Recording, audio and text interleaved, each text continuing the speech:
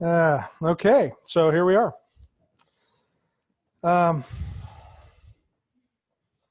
all right, so the good news is we're about to embark on a whole new one-party system. America will be just like China and Russia and North Korea and Cuba and Venezuela. So that'll be exciting. I'm betting that if Biden wins, within about 8 hours, the Democratic Party is going to have him arrested for his business dealings in all these other places so they can make Kamala president. And then they'll give us 13 Supreme Court justices. Washington, D.C., Puerto Rico, Guam will become states. California will be divided into 4 states, 3 Democrats. Oh, yeah, 14 million illegals will be able to vote for Democrats. They can't vote unless it's for a Democrat. So our, our way of life is pretty much done unless the Lord says otherwise. And he may say that Trump will win again because he appoints our leaders. So we really don't have anything to do with it, which is good. But, every senator has a 6-year term or something? And sort of depending on when the state became a state, that kind of determines when the election is. So there are elections like this one where there's something like 23 Republicans up, but only 12 Democrats or 10 Democrats. So it's those elections that typically the Republicans will lose the Senate. And then the next one, 2 years later, it'll be the other way around where, Republicans will only have 10 or 12 and the Democrats will have 20 or 30. And so they win it back and they all pretend like it's some big political deal. It's really just a numbers game. So I expect, I expect bad things because I've read the book and bad things are to come. And the sooner we get the bad things going, the sooner we all go home. So if you've been following along, speaking of bad things, the Canadian Parliament is actually, they are speaking these words. This is a decision they're trying to make, is how are they going to re-educate the stupid people that vote for truth?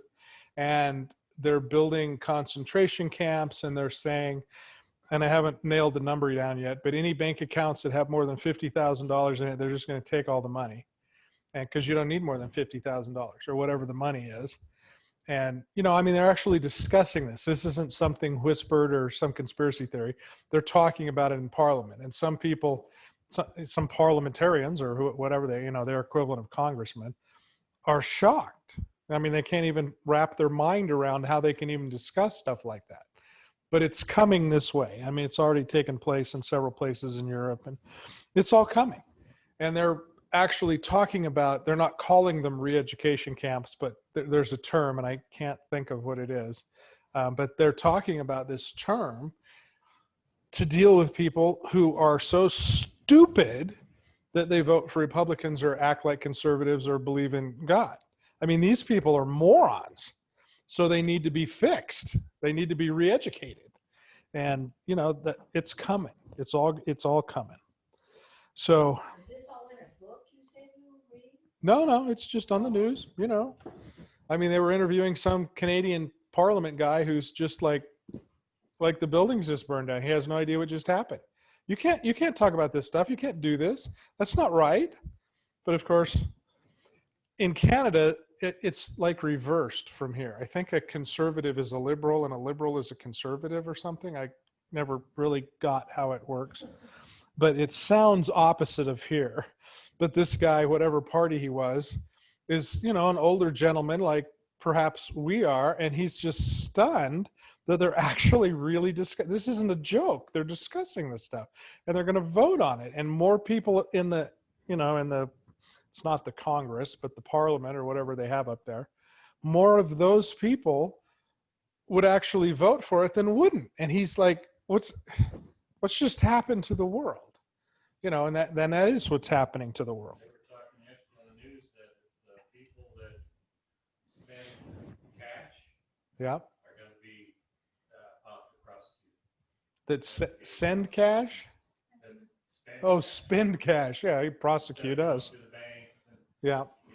Well, I know. We need to pool our money and buy a big piece of land for cash because otherwise they're coming for it. But anyway, it's all good news. So think about how it must have looked when at the first Passover, when the death angel passes over, and you know that whole story, and the 2 or 3 or 4 years previous to that, because Cecil B. DeMille did a great job, but he did it in 3 hours or 3.5 hours.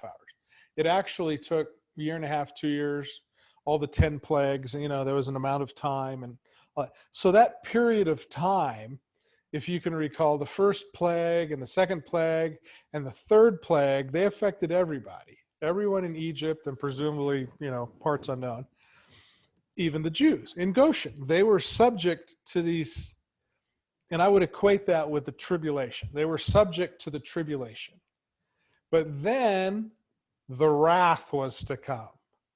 And they didn't use that word. I'm using that word, and this may be totally off base. I don't know. But then the next 7 plagues, the Jews in Goshen were not subject to it. The events were happening. All of these bad things culminating in the, in the Passover were happening, but they weren't happening to the Jews. And the rest of the world could see that, or the rest of Egypt could see that. They could look down on the valley of Goshen and see none of this was affecting them. And they had to ask. I mean, many did. What's the deal? I'm going with that guy's God, not these goats and pigs and flies over here. And when the time came, they did. They left. Several 100,000 of them left with the Jews. And I can't help but wonder, when we look at the 7 seals and some of the other things that may happen before we are taken home, and some of it seems frightening. And it's my hope that it won't be happening to his people. I mean, not just because I'm not that into it, but because think of the picture. It's the same picture that we would see with this not happening to his people in Goshen. And the world is looking on going, this guy's got it going on. So that's kind of, what we've been on about the last couple of weeks. And I just want a quick recap when we're talking about the Antichrist, or however you want to word it, the enemy, the beast. And we always think it's the revived Roman Empire. And I was suggesting that Constantinople was actually the capital of most of the Roman Empire for most of the time. Rome was the deal. So we should be maybe looking for the revised Ottoman Empire. And, we made that, or hopefully I made that case a couple of weeks. Revelation 11, remember, tells us the 2 witnesses, and the 2 witnesses are up for 3.5 years. And I guess I hadn't really thought that through that far, but it says 42 months, 1,260 days, whatever it is, they are witnessing to the world during all this stuff. All this stuff presumably is going on for these 3.5 years. And they're witnessing God's truth to the world. And the world cannot kill them or shut them up. But I'm on the fence about this, if it's Moses and Elijah or Elijah and Enoch. But it doesn't matter really who it is. It doesn't matter. And we kind of know what they're telling the people, right? We can make a pretty good case on what they are going to be saying for 3.5 years to the world, because we're getting a pretty good glimpse of what the world is going to look like. But think about this. I mean, even today, you get no truth from the media. Anything that is true or godly is now censored. They put it up. Well, one I showed you guys, the doctors, the America's Frontline Doctors video from a couple of weeks ago. It was up like 10 hours before YouTube took it down. And of course, then you can go to their website and get it. But that's the way it is. Everything is censored. It's state-run media, just like in China, just like in Russia, just like in Cuba. Nothing can escape. So think about what's going to happen when the 2 witnesses come down. They come down from heaven, presumably, and I'm doubting if they're just like going to appear one day. I'm sure there's going to be some sort of big show involved. They're going to come down and they're going to start saying things. They're going to be witnessing. That's their job. They're witnessing for the Lord.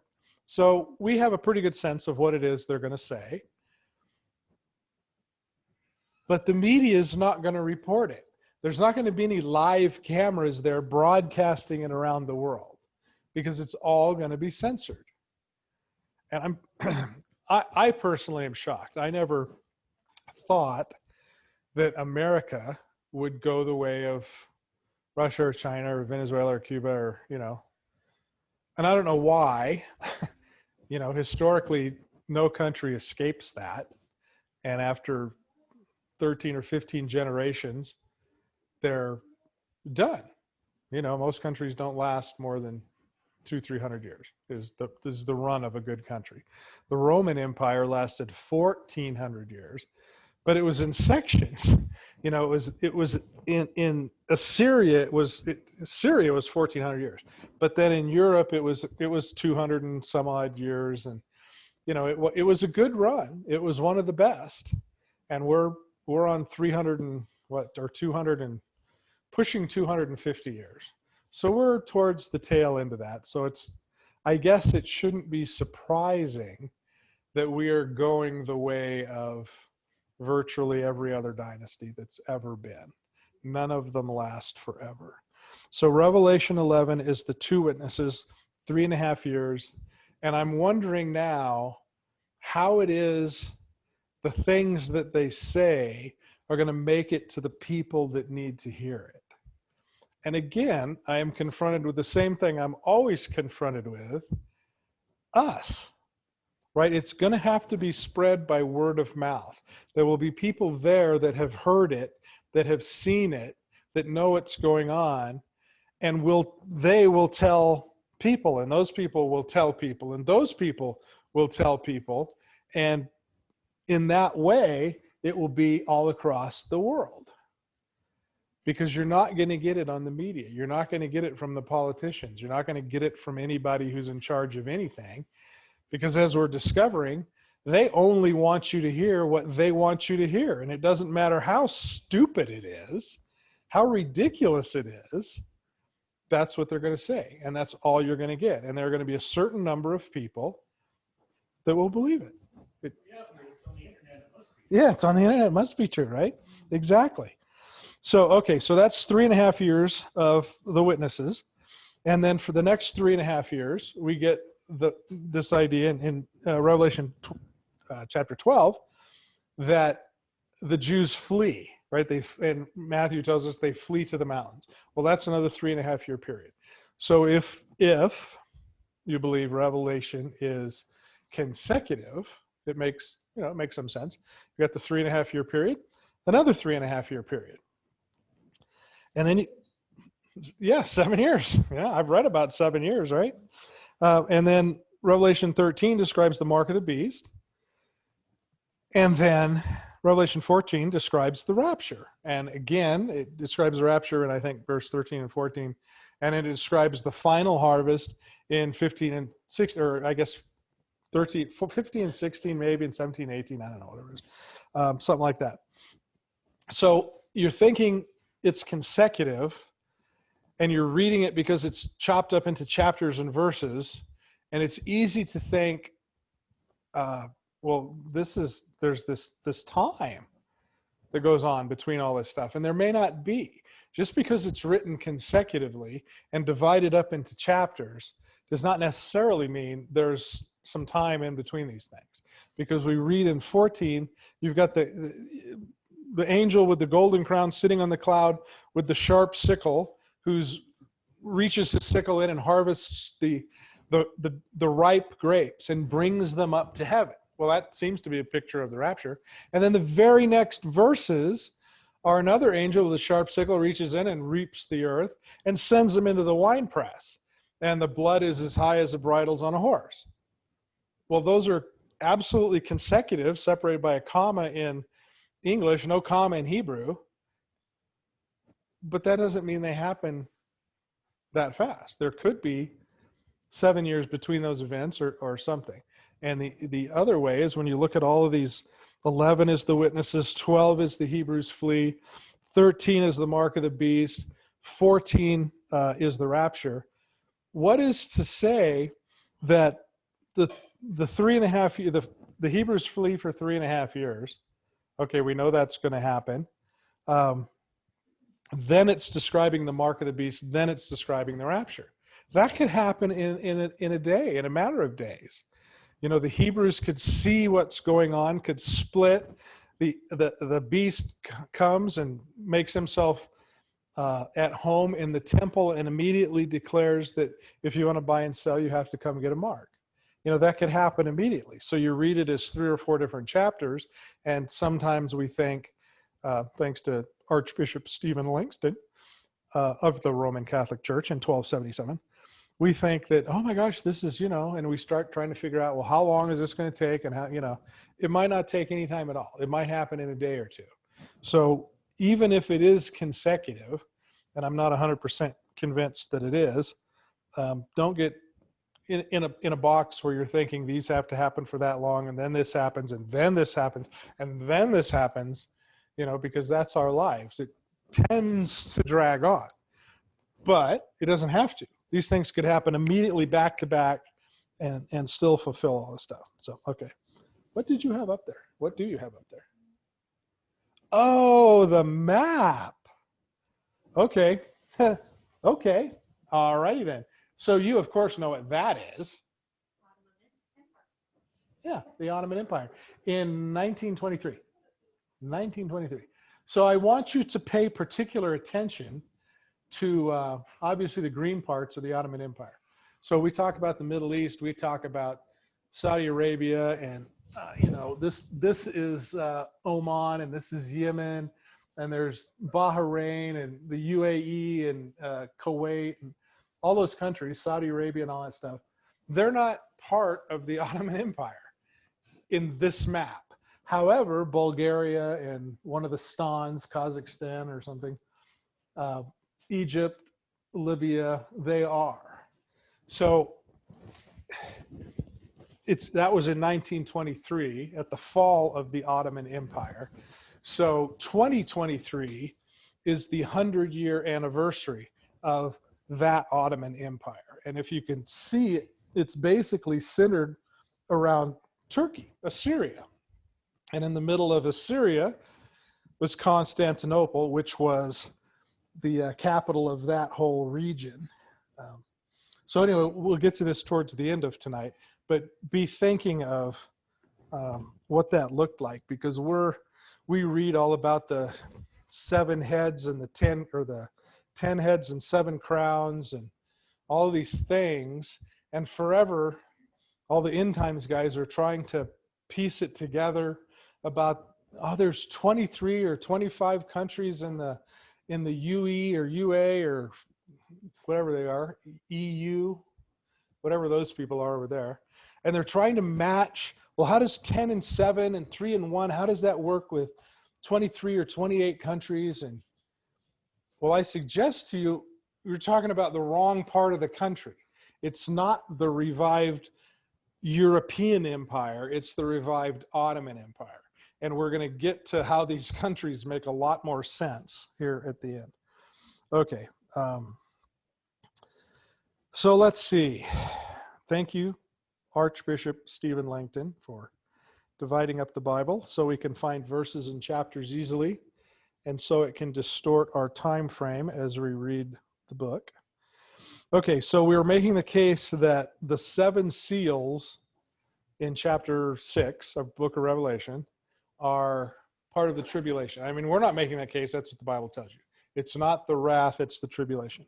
So since we missed the rapture at Yom Teruah this year, we're forced to confront the possibility that we may be around to see certainly the 7 seals and some of this other stuff. So Revelation chapter 10, verse 7 says, "But in the days of the voice of the 7th angel, when he shall begin to sound, the mystery of God should be finished, and he hath declared to his servants the prophets." So I'm reading that. What's the mysteries of God? You know, that's the mystery of God. I mean, that's the deal, right? That's his show. That's the whole thing. It's all the things that God does and says. And he says it will be finished. And I'm thinking, well, that sounds kind of like the rapture, or him taking the church home, or some event has ended and some new event is about to begin. Well, this is in chapter 10. And then we go on to the very next thing it says. It talks about the witnesses, the two witnesses for 3.5 years. And then it talks about the 3.5 years of the children in the wilderness. And then you get the mark of the beast and you get the rapture. Well, what if all this is, not what if, it clearly is all linked together. So if they're talking about the rapture there, they're talking about it immediately before the two witnesses, immediately before the 7 years. So then you work in the mark of the beast and all that other stuff. But that puts you back to and it's phrased incorrectly when we say pre-tribulation rapture, but that puts you back in the idea of the Lord takes his church before the wrath, before the 7 years is up, before the 7 years starts. So, but there are things we would see before that. You would see the 4 horsemen, right? The 7 seals include the first 4 seals of the 4 horsemen. You would see the 144,000 sealed. You would see a third of the trees, a third of the grass, a third of the animals, a third of the sea creatures, and a third of the men killed. Now that's going to be a significantly brutal time. But I'm hopeful that just as in the book of Exodus, the world is going to experience those things. And there's no question that the world's going to experience it. The Bible has said that. It explains clearly, first a third of the trees, then a third of the grass, then a mountain of fire falls into the ocean, a meteor maybe, and kills a third of the sea creatures. And then, wormwood falls on the rivers and kills a third of the rivers. And then a third of the men die. I mean, you're going to see that. It's going to happen. And if it doesn't happen, then that means the Bible is wrong. Well, the Bible's not wrong. So it's going to happen. So the question is, where are we and what are we to do? And if we're not gone, which it's looking like we won't be, what if it's like Egypt? What if we're in Goshen? What if the world sees that the Lord has spared us, but it's their suffering? Then people are going to ask, well, why isn't this affecting you? Why isn't your lawn green or brown? Why aren't your trees dying? Why aren't you dead? Well, I know the Lord. It's a pretty simple answer. And I suspect it's the same answer. I know it's the same answer that we got in Exodus when the Egyptians were looking around and it's hailing and there's locusts and there's frogs and the river's turning to blood. Yet none of this is happening to the Jews. They're looking through the hail, through the locusts, to see this beautiful valley of Goshen that's just delightful. Nice summer day, crops are growing. Well, that's a pretty powerful testimony. And it was then, and I suspect it will be again. That's my hope. If my lawn is burned up and my trees are gone and I can no longer buy fish, we're going to look at this again and see what I missed. But I think for now, that's what I'm going with. So the white horse is the first thing you're going to see. It's the first seal. And the white horse comes, it says, to conquer, and he was given a crown. And I would suggest again that the Bible is Middle Eastern centric, not America centric or European centric or Australian centric. It's about primarily the Middle East. It's about Israel and Edom. And so he says this white horse is coming to conquer and he's giving a crown. And I suspect it's pretty specific to the Middle East. Then he says a red horse is going to come and take peace and prosperity. Where? Everywhere? Typically, I think most people read these four horsemen, and most books you read talk about the four horsemen and at least imply that these four horsemen are coming in waves to cover the earth, that everybody's going to suffer through these things. And I don't know that that's true, because there's a different way you can read it. Because it says each one will have a power over a quarter of the earth. Well, read that. Each one has power over a quarter of the earth. That could mean that each one has power over a quarter of the earth, right? So let's assume, and again, if we find out this is different, I'm revising my position. But think for a minute, if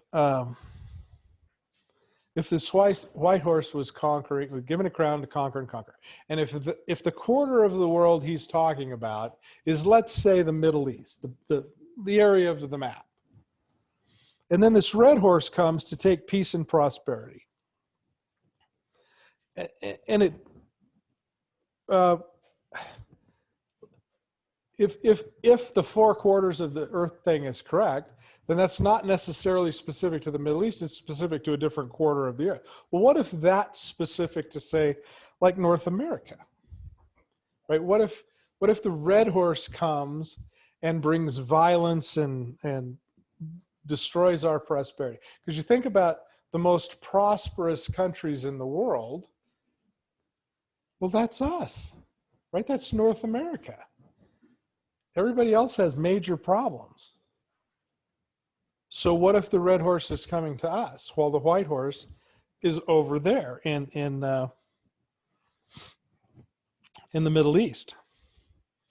Okay. Then comes the black horse.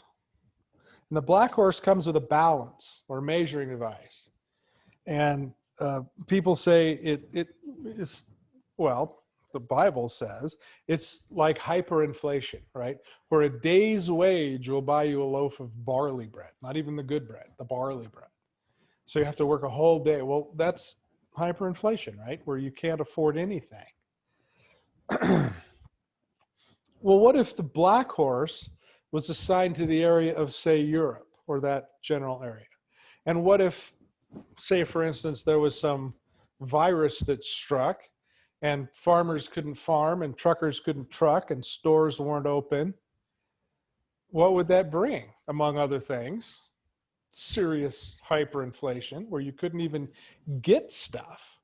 People in the cities would be dying because there would be no way to supply the stores, but the stores aren't open anyway because of some virus or some other reason. Then comes a pale horse, or the green horse, the pukey green horse.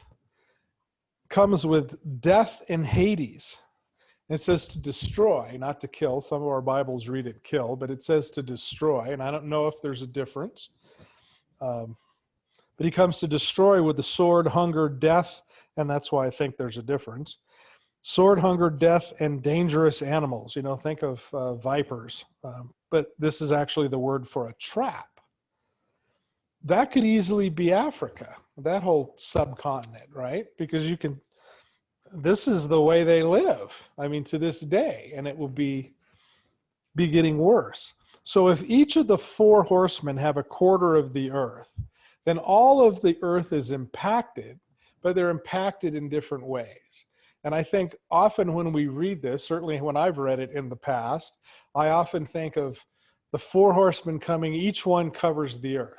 And then the next one comes, and then the next one comes, and then the next one comes. And we're all subject to that. And that may be the way it is. I don't know. But that's not how it's written. I mean, it's written, I think, to say each one gets a quarter of the earth. But it could be, either way. I don't know. But it makes more sense to me just looking at the way that the world is and the things that the Lord has said when he wrote this. It makes more sense that each of us have our own horsemen, and none of it's good. Okay, so back to the white horse. If it's specific to the Middle East, and this guy comes with a crown and to conquer, there are certain things we know about him, and we ought to be able to, to determine. And this is where so many people, that I've certainly fallen into this, and most of the people I have read over the last 30 years seem to fall into this. They're stumbled by how do we get the 10 horns and 7 crowns on 7 heads? Because there's no area of Europe that, they have to jump through all these hoops to get, this country, swallows up that country, and then that guy gets a crown, I mean, I don't see it. It's not happening. You don't see a condition at which Italy would invade and take over Switzerland and Luxembourg to make it into one country, and Spain would take over Portugal and France, or it's so implausible as to be difficult to make the connection. And that's always been the problem with a lot of these prophetic writings, is they don't know what to do with this stuff. So we have this account of the 10 horns and the 7 crowns. And I put this up here in case anybody's taking notes. This is described in Revelation chapter 12, verse 3, in Revelation 13:1, in Revelation 17:3, in Revelation 17:10, and in Daniel 7:24. All of those talk about the beast with the 10 horns and the 7 crowns. So he, the writer of Scripture, John, as he's being given this information by the Lord, is making a big deal about this. 10 heads and 7 crowns. Well, what does that mean? Okay, so if the Bible is Middle Eastern centric and the white horse is already unleashed, we might have some clues as to who this guy is. We know for a fact that he did not exist in John's day, right? Because and this is another verse, 5 kings, 1 not yet, 1 afterwards. So those are your 7. We know that it's going to happen prior to the 3.5 years of the Jewish people fleeing, and maybe prior to the 3.5 years of the 2 witnesses. We know that one of those heads will be killed and come back to life. And we know from Daniel that a little horn will come up amongst the 10, or amongst the 7, amongst the 10, and take control of them. So it seems like whatever this white horse is doing isn't a long-term deal. It's maybe only 3.5 years or something. I mean, when he really gets into it, maybe longer, but it's not, this isn't a dynasty. These are events that will happen that we'll be able to see. Revelation 13:1 says, "And I stood upon the sand of the sea and saw a beast rise up out of the sea, having 7 heads and 10 horns, and upon his 10 horns 10 crowns, and upon his heads the name of blasphemy." And you've all read this a million times. This beast rises up out of the sea, right? So if you remember, one rises up out of the earth, one rises up out of the sea. And do you remember in Hebrew what the sea is a picture of? Huh? Bad things. It's a picture of the nations, the Gentiles. If you're a Jew, you do not want to be a fisherman, because you do not want to fish on the sea. Because being on the sea is the repository of all evil things. So if you're a fisherman in those days, that would be the rough equivalent of being the septic tank pumper outer or the outhouse guy today. It's not the job you want to have. It was the lowest of the low. But there were always, and that's why Yeshua went to the people, fishermen, and he got the lowest of the low. The people that the Hebrews would think of as, I don't have to go on the sea. Why do you think Jonah got on a boat and it was such a big deal? Because the sea is not the place you want a Hebrew to be. Okay, so this guy's coming out of the sea. So, he's a picture of the nations. He's not a religious leader. The next guy comes up out of the land. He could be a religious leader. Maybe it's the Pope. Maybe it's your pastor. Maybe it's, some famous minister or someone you would recognize as having the authority of the church. Maybe not the authority of God, but certainly has the vestments and the pedigree to be some sort of religious leader. But this guy is coming up out of the sea. He's of the nations. So this guy with the 10 and 7, he's not a religious guy. He's a politician, or he's a, he's a worldly guy. He's probably a politician or a military guy or something like that. Okay, Revelation 13, chapter 11, and I beheld another beast coming up out of the earth that had 2 horns like a lamb, and he spake as a dragon. Okay, that guy we can expect to have some sort of religious background, some sort of pedigree. And having a religious background doesn't buy you much. Charles Darwin was going to be it was a toss-up. He flipped the balloon. Do I be a theologian or get on this boat and go to this other thing?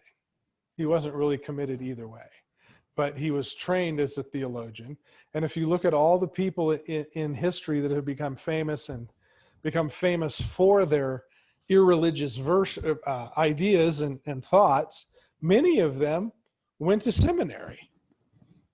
So anyway, you've got those two guys. Okay, so let's get back to the 10 and 7 guy. Revelation 13, 18. Here is wisdom. Let he that hath understanding count the number of the beast, for it is the number of man. His number is 666. 666. Everybody knows that. 666 is almost, it's almost a joke. You see it everywhere. Every time you see, I drive, everywhere, and every time I drive past the house and it's 666 Windsor Avenue or something, it's like, oh no, I would change that address. And then there's that place at Creamery Ranch up Squaw Creek or whatever it is. It's 777. It's like, I would kill to have that address. But okay. Well, yeah, and all these, when they started with that Sky Legend over there in Gypsum, they had a new prefix, 777. So my phone rang one day, and it was 777 7777. I would pay for that number. But it was. What did it say? No, it's real. It's their prefix is 777 in Sky Legend. And so his number happened to be 7777. It's over in Gypsum. It's their new development up on the hill, up above. And their prefix is 777. So somebody's got to have the number 7777. Yeah. So, but somewhere there's got to be a prefix at 666, and somebody's got to have 6666, right? Right. That would be bad. And see who answers. Yeah, I'm afraid who would answer. Okay, so we've talked about this a little bit before. Erdogan of Turkey, the president of Turkey. You know that in Hebrew every letter has a number, and in Roman numerals every letter has a number, and the same is true in Greek. Every letter has a number, and there are several letters in Greek. And I tried to get a screenshot, but apparently, because I have a Mac-like device, which is just a giant mistake, I'm so sorry, but I use my PC keyboard. It doesn't have a command key, so I can't get a screenshot. So I was unable to get this screenshot for you. But anyway, you do the math. Erdogan, 666. There's nobody whose name is 666. This guy, I was listening to this guy, and he says, well, I tried Trump, I tried Biden, I tried Harris, I tried Hillary, I tried Clinton, I tried the Pope. He goes through this whole, and the people are shouting out, did you try Zeus? Did you try Nimrod? Did you? Yep. I have never in 40 years run across a name that actually panned out. Prince Edward or Prince Charles, he says. Who thinks Prince Charles is the Antichrist? But anyway, he tried it. Erdogan is 666, and it only works because we say Erdogan, but it's not really Erdogan. The G has one of those little hat things over it, which is the letter kappa, which isn't used anymore.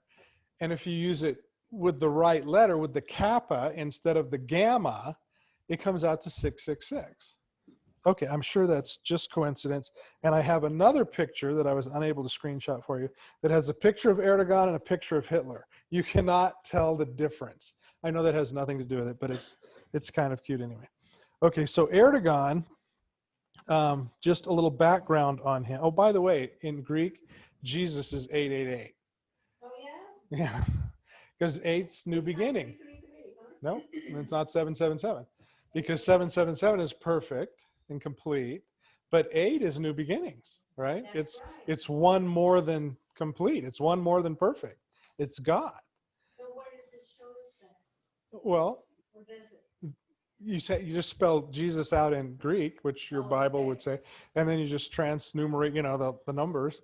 That's 888, which, okay, so he's 888 and Erdogan is 666, which is, I don't know, funny. So I'm going to have my IT department fix me up here. So Erdogan was, thank you so much.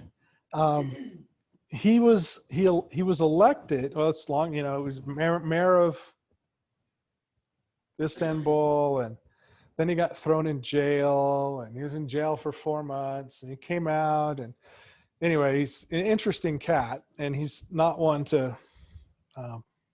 He's a pretty smart guy. Oregon? Erdogan, yes, Recep Tayyip Erdogan or whatever.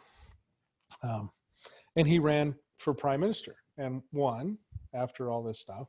And he's been heads of 4 different political parties because every time something goes wrong, he just comes up with a new party. Smart guy. I ran for prime minister and won.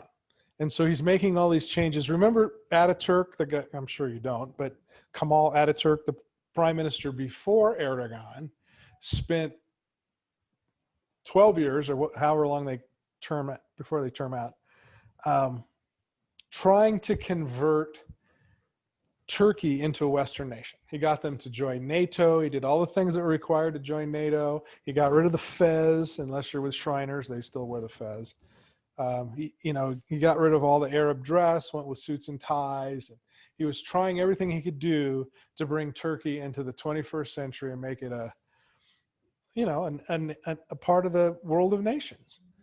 And it was working, but that wasn't working for Erdogan. So as soon as he got up, he immediately got rid of all that stuff, converted the country back to Islam, posed all the draconian Islamic stuff, and pretty much took control of the country. And he was he had this plan a specific plan, a written plan of what he was going to do and how he wanted to get Turkey to have the 10th largest economy of the world. And he wanted the average wage of your normal Turkian to be $25,000. And he has this whole list of things he was trying to do. That was his goal. Well, he term limited out because you only get 2 terms as president in Turkey, because mostly Kemal Ataturk, was converting it to a Western nation. So he couldn't run again. But Turkey has a prime minister who's actually the head of state. He would be our president. And then they have a president, which is like the Queen of England. She really doesn't do anything. It's just it's just an office.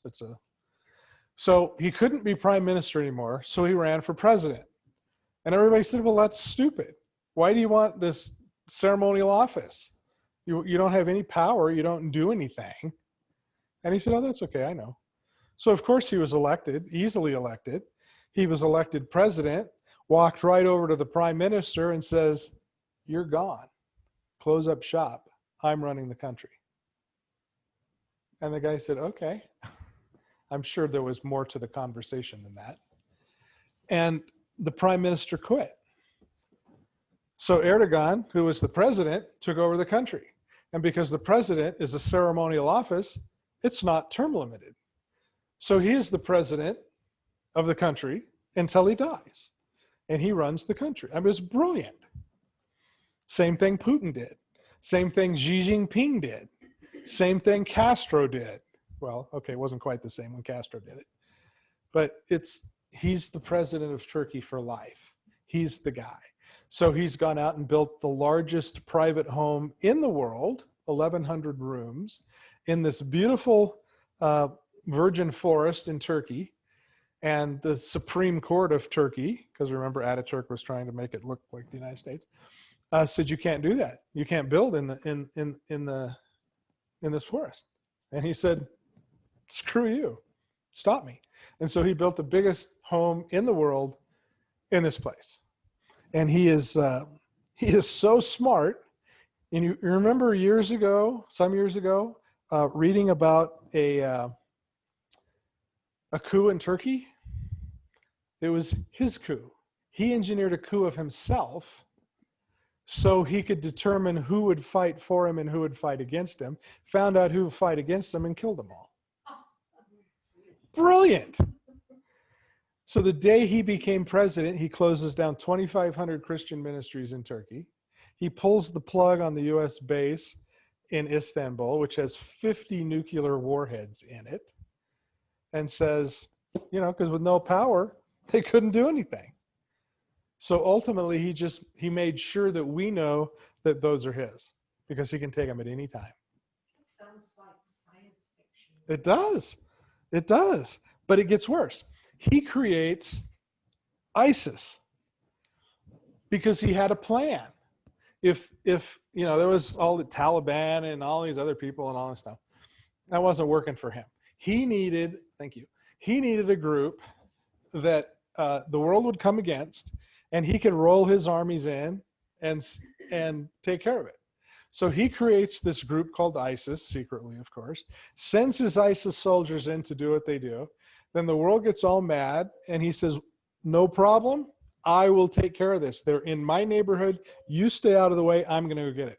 He has the fourth largest army in the world, rolls his army into Syria to chase ISIS. ISIS disappears because, of course, they're his guys.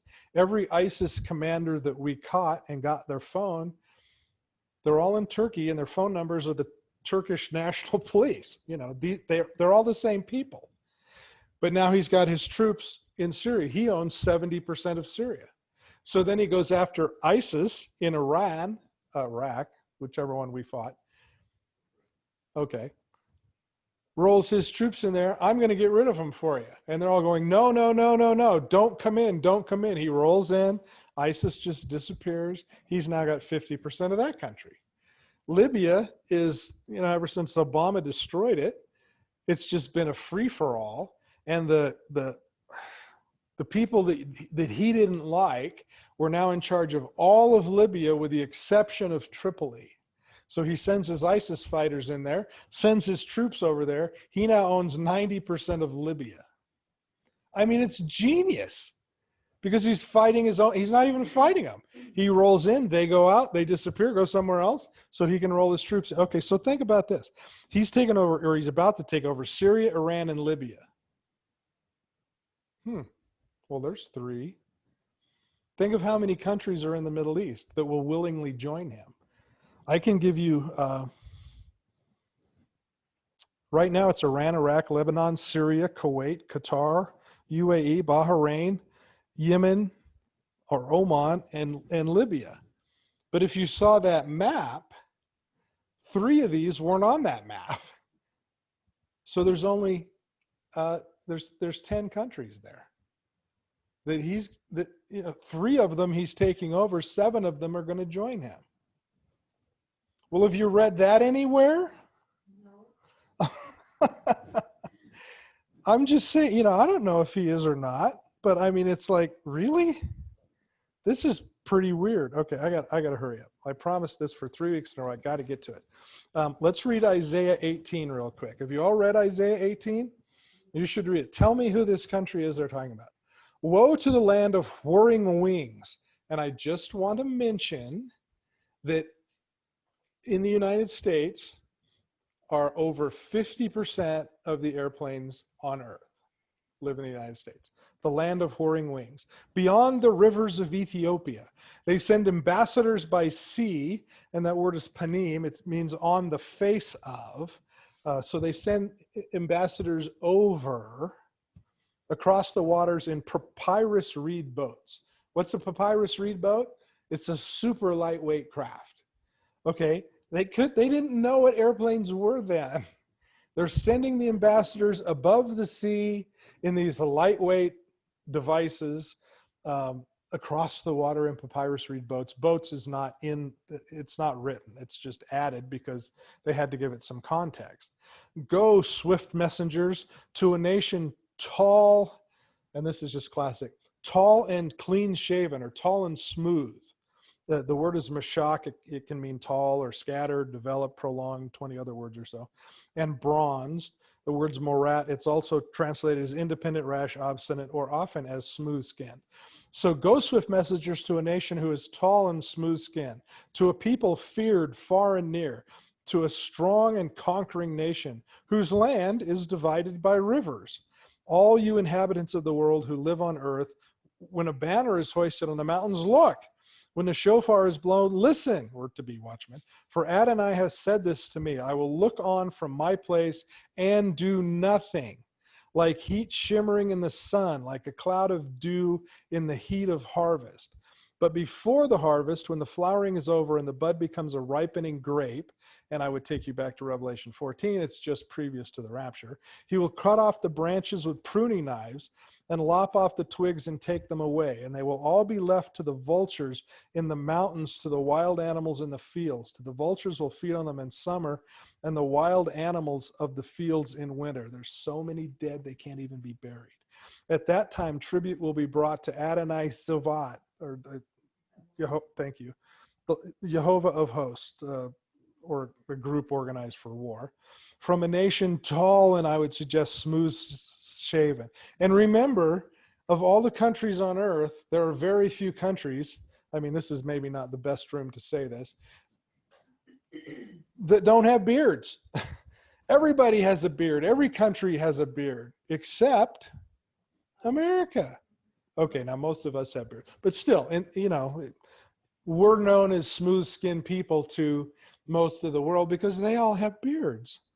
From a people far and near, from a strong and conquering nation whose land is divided by rivers, in the place where Adonai Savat, the Lord of hosts, lives, Mount Zion.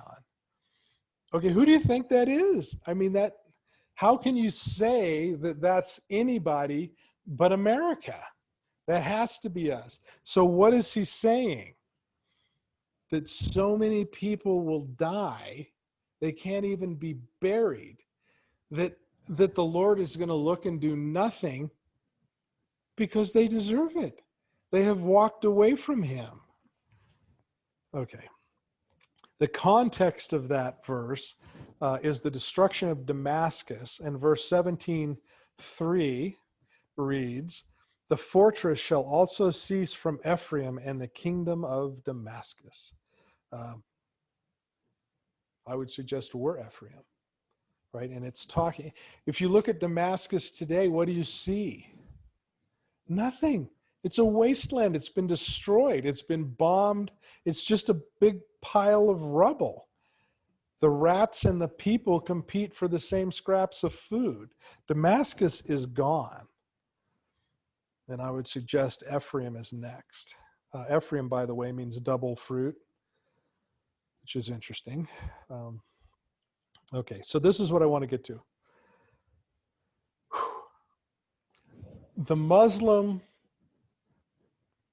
if you call it religion, has like our religion, like the Hebrew religion, has an end time scenario. And I want to read part of it. They're waiting for the 12th Mufti or the last Mahdi. This guy is supposed to be born a king, but the rulers of the day tried to kill him, but he was hidden, and later as an adult, and after doing many miracles, he was occulted and will return alongside Jesus to bring world justice and peace at a time when there is no justice or peace. He will return with a company of his chosen ones and fight one apocalyptic battle in the valley of Megiddo. Before he returns, the white and red death will come, each killing a third of mankind, including all those Muslims who are Muslim in name only. The Mahdi is the protector of truth and knowledge and heir to the prophets and knows all things. He is proof God created all things. A Muslim in the East will be able to see a Muslim in the West at a time of his coming. The Mahdi will come when mosques have lost their purpose, and the people will be more concerned with the upkeep of the building than the main aim of providing enlightenment and guidance.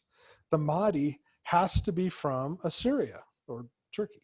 He will come at a time when even most inhumane behavior will not be considered indecent and will gradually become a normal act. And, and I keep thinking of all those videos you see of people getting beheaded, and I mean, they're indecent and it's become normal. Oh no. People will be encouraged to have fewer children. And this is interesting. It says this in their end time. This was written in 630-ish AD, right? So this is not particularly old compared to scripture and stuff. But one of the things it says is that the Mahdi will come when when countries will be competing to see who can build the tallest building. It said people will be encouraged to have fewer children due to economic problems. The number of women will exceed the number of men. The hadith of Muhammad says, men will die and women will remain. The aggressive and dominant powers of the world will cause insecurity to the weaker nations. The Mahdi will appear at a time of Gog and Magog. The Mahdi will appear when music and alcohol is pervasive, and there will be earthquakes and landslides. And righteous old men will be having dreams. False testimony will abound, and the truth will be difficult to find. But much rain will fall, but nothing will grow. When the Mahdi returns, his right-hand man, Jesus, will be able to call down fire from above. The Mahdi will conquer 3 nations, and 7 others will voluntarily join him. This will happen as the anti-Mahdi creates a mark required to buy and sell. But the Mahdi will only rule for 7 years from his throne in Jerusalem, and he fights the Jews who now will be led by Jesus, who will rule from Damascus. And Jesus becomes the Assyrian or the anti-Mahdi. The anti-Mahdi people to worship the Mahdi. And if you remember last week, I was talking about Project Bluebeam, the ability to show a holograph in the sky who can talk. This is what I'm thinking of. Jesus will have lost this battle, and the image of Jesus will come and say, I'm not worthy. Follow this guy. Can you imagine how many people are going to be deceived by that? Certainly the Middle East is. All of the Middle East and every school in this country, every public school, has been teaching how cool Islam is and letting everybody wash their feet 7 times a day and put their prayer rugs out. They're encouraging you to learn about Islam, but you can't speak of God or truth or the Bible, but you can speak of Islam. What happens when Jesus comes up and confirms that and says, I'm not worthy, worship the Mahdi? That all these kids will know who it is because they weren't necessarily taught to believe it, but it's going to come back and they'll say, oh, well, of course. This is just part of the deception. Of course. So I may have put this up. Isaiah chapters 10, 14, 30, 31, and 52. Nahum chapter 1 and Micah chapter 5 all call the Antichrist the Assyrian. Okay. I want to read to you Psalm 83. I don't know if you guys read this all the time or not. You should. It's one of those end time psalms. Keep Not thou silence, O God, hold not thy peace, and be not still, O God, for lo, thine enemies make a tumult, and they hate thee that have lifted up thy head. They have taken crafty counsel against thy people and consulted against thy hidden ones, or the remnant. They have said, come and let us cut them off from being a nation, that the name of Israel may no more be in remembrance. For they have consulted together with one consent, and are confederate against thee. The tents of Edom and the Ishmaelites and the Moabites and the Hagarenes, Gebal and Ammon and Amalek and the Philistines and the inhabitants of Tyre. Asher, or Assyria, is joined with them. They have strengthened the hand of Lot. And you remember who the children of Lot are, right? Moab and Ammon, or Assyria. Selah. Do unto them as unto the Midianites, as Sisera, who was, if you're not familiar with Sisera, he's worth reading about. He's the guy that was killed with a nail through the temple. As to Jabin, who is also dead, at the brook of Kison, which perished at Endor, and Endor means the eye of a revolution or cycle, and they became as dung for the earth. Make their nobles like Oreb, who is dead, like Zeb, who is dead. They all their princes as Zeba, who is dead, and Zalumina, who is dead, who said, let us take to ourselves the houses of God in possession. O my God, make them like a whirlwind, as the stubble before the wind, and the fire burneth wood, and the flame setteth the mountains on fire. So persecute them with thy tempest, and make them afraid with thy storm. Fill their faces with shame, that they may seek thy name, Jehovah. Let them be confounded and troubled forever, yea, let them put to shame and perish, that the men may know that you, whose name alone is Jehovah, art the most high over all the earth. That's what's to come. You don't want to be on that side. We're going to be on we're going to be in America. We're probably going to live in Isaiah 18, and we're probably going to see things, especially if the red horse is, if each horse does a quarter of the earth, and if the red horse is ours, we're going to see violence and anger and and we're seeing just the beginnings of it now. Can you imagine what would happen if Trump is elected? This country is just going to go up in flames. Half the country is going to, but it has to.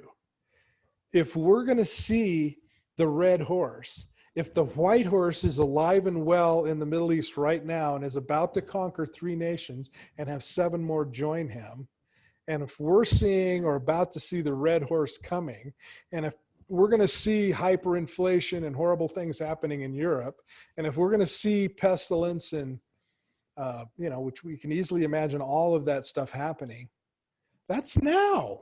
That's today. These things could happen at any time. I mean, we have an election in less than 2 weeks. Can you imagine what it will be like if Trump wins? It'll be awesome. I think all politicians are crooked, but it will bring this red horse, I'm convinced. And I hopefully just made some sort of a reasonable case that the white horse might already be alive and well and doing his deal in the Middle East. We may be seeing all that, and that may be, it's coming. It's coming. Okay, all 7 churches in the book of Revelation, remember the first 3 chapters, first 2 and 3 are about the 7 churches, right? And it goes Laodicea, Philadelphia, Smyrna, Thermopolis, Vernal, whatever. All those are in Turkey, right? So that's where they went. That's where all this takes place. Erdogan has already planned this event called Visions 2023, and that's when all these things are going to come to pass. Did we talk about the altar of Zeus? Okay, so we're good with altar of Zeus. He's had it, maybe not.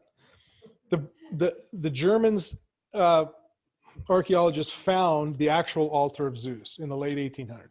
Took it apart, took it to Germany, re-erected it, built a museum around it. Erdogan became president and said, I want it back. And they said, you're kidding me. You can't have it back. We have a museum built around it. He says, give it back, or I'm going to send you millions of refugees. And I'm going to sprinkle them with ISIS and all sorts of guys. And they said, we're not giving it back. What happened? Millions of refugees. So there's a big sign up on the museum saying closed for 5 years for a remodel. at the end of 5 years. There's another sign saying, oh, we ran into some snags. It'll be closed for 8 years. It'll be open again in 2023. And in the meantime, we've taken the altar of Zeus apart and we've sent it to a private collector. Who do you think that is? He's going to erect it in 2023 in his forest near his house. And remember, the altar of Zeus was the thing that Hitler was so enamored with. He recreated it in Nuremberg. So every time you saw him giving his speeches, he was in front of the altar of Zeus. That was the building behind him because it conveys power and authority. Well, that's why Erdogan wants it. 2023. Erdogan's got visions. 2023, 100th year of the revived Ottoman Empire. And he's, you can read anywhere online all the things that he's got going on. And most of them he's actually accomplished already. 2023. Yom Teruah falls on a Sabbath again, just like it did this year. All of the things that we were able to look at this year and think, oh my gosh, this could be the year. All of those things are happening again in 2023. And you've got Erdogan, who could easily be the white horse. That'll give us 3 years of the red horse in this country, plenty of time to get the pale horse and the black horse. I mean, all this stuff could come to pass. And, okay, that wasn't too bad. It was only a little late. Okay, there we are. I needed to get that out.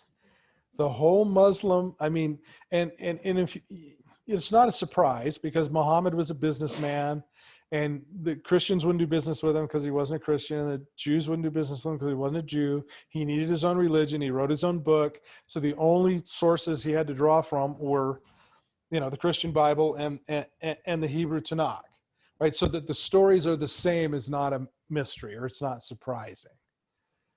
But they are the same. They're, you read that stuff and it blows my mind that the Lord saw fit to, if you don't believe it in the Tanakh, if you don't believe it in the Bible, I'm going to give it to you one more time. I'm going to give it to you in the Quran. It's the same story. These things are going to happen exactly like he said they're going to happen. And I would suggest to you, they're happening now. So again, what does that mean for you? And for me? And I would, it's my hope that as disaster is falling all around us and the world is panicking, and they will, because they won't have any idea what's going on, because their political leaders have all failed. All the news and social networking has failed. They've lied to us every step of the way, and it will get worse and worse and worse. They have kept back, not just lied to us, they've kept back and reeled in the truth. That all has to happen. This is all good news in a sense, if you know what's going on. So I'm hopeful that we will be living in Goshen on a nice sunny day with corn growing and sheep. Yeah, I'm not too worried about that. Hopefully this is the place, but I don't know. I mean, we'll see. But the whole point of it was that the Egyptians could see the Lord. And I think it's all going to be repeated in a slightly different way, so that the Egyptians, because Egypt's always a picture of the world, so that the world can see the Lord. And that means there are going to have to be people that the Lord is smiling on, because the world is going to look at them and go, oh, what the heck? Well, that's us, right? We should be prepared, and we should know the truth, and we should know every bit about everything we can find in that book, so we can explain it to those people when their life is literally going to hell in a handbasket, and say, hey, there's a way out. Because who's going to tell them? Even if we tell them, they don't want to hear it. They're going to want to hear it. The Egyptians wanted to hear it. And so many, not all, but certainly some of those Egyptians followed the Jews. Because they could see it with their own eyes. Their gods were doing nothing. Their Pharaoh could do nothing. And that's the way it's going to be. I don't care if it's Trump or Biden or, Sammy Smith. He won't be able to do anything. And everybody, Democrat or Republican or anybody in between, knows that everything they're hearing is a lie. You watched Kamala Harris lie after lie after, and I mean back to back. It's like, do you think we're all stupid? Yes. Biden did the same Yes. thing. She's that stupid.